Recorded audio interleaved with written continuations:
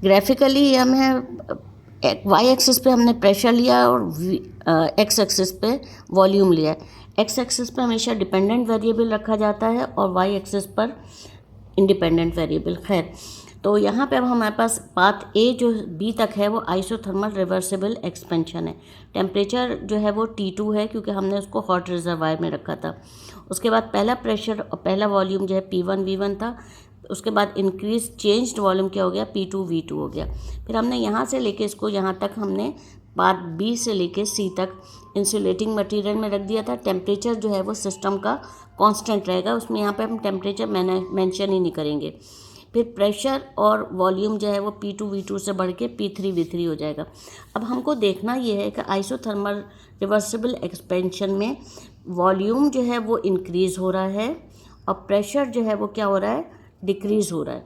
अब देखिए यहाँ से यहाँ तक पहले प्रेशर ज़्यादा था, जब हम बी पे आए तो प्रेशर क्या हो गया, डिक्रीज़ हो गया, और वॉल्यूम क्या हो गया, इंक्रीज़ हो गया। इसी तरह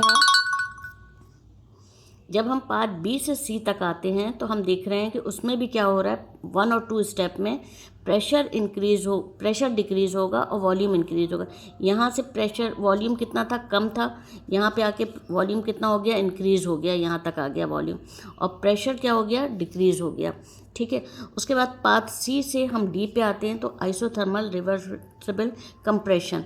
अब क्योंकि इसमें हमने इसको कोल्ड रिजर्वायर पे रखा तो टेम्परेचर क्या हो जाएगा, T1 हो जाएगा। अब कंप्रेशन में हम देख रहे हैं कि वॉल्यूम जो है वो डिक्रीज़ हो रहा है।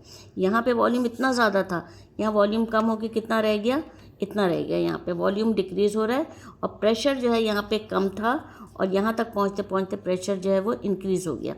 अब उसके बाद हमारे पास डी से दोबारा अपनी ओरिजिनल पोजीशन में आना है, एडियाबैटिक रिवर्सिबल कॉन्ट्रैक्शन।